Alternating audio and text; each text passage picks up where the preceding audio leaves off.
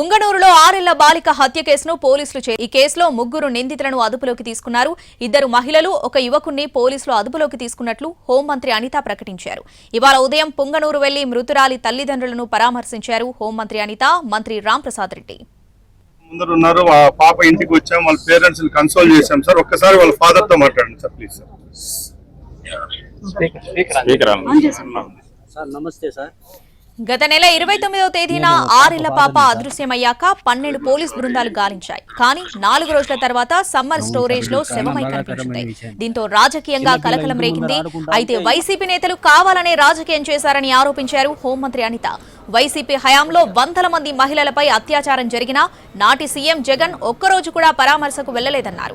ఇప్పుడు చిన్నారిపై ఎలాంటి అత్యాచారం జరగలేదని, చిన్న గాయం కూడా కాలేదని పోస్టుమార్టం రిపోర్టులో తేలిందని అన్నారు అనిత.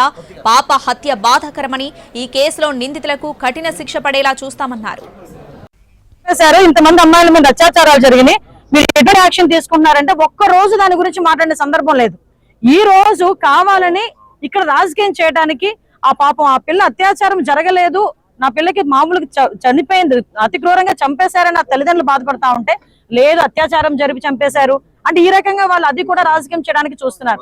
కేవలం రాజకీయాలకి, చావుల్ని కూడా రాజకీయాలకు ఉపయోగించుకునే పరిస్థితి వైఎస్ఆర్సీపీలో ఉంది తప్పించి అంతకు మించి ఏమీ లేదు. అందుకే నేను అప్పీల్ పెడుతున్నా, ప్రజలకు అప్పీల్ పెడుతున్నా, మైనార్టీ సోదరులకు అప్పీల్ పెడుతున్నా. మీరందరూ కూడా ఒక్కసారి ఆలోచించండి. సంఘటన జరిగిన తర్వాత ఎంత తొందరగా రియాక్ట్ అయ్యారో పోలీసులు కూడా. 12 బృందాలు ఏర్పాటు చేయడమే కాదు, క్లూస్ టీమ్స్ దగ్గర నుంచి, డాగ్ స్క్వాడ్ దగ్గర నుంచి, టవర్ డంప్ దగ్గర నుంచి ప్రతి ఒక్క ఆస్పెక్ట్, ఏ ఒక్క చిన్న అవకాశాన్ని కూడా వదలకుండా వితిన్ డేస్ లోనే ఈ రోజు నిందితులను పట్టుకొని ఈ రోజు అరెస్ట్ చేసే పరిస్థితి కనిపించిందంటే అదే చంద్రబాబు నాయుడు గారు.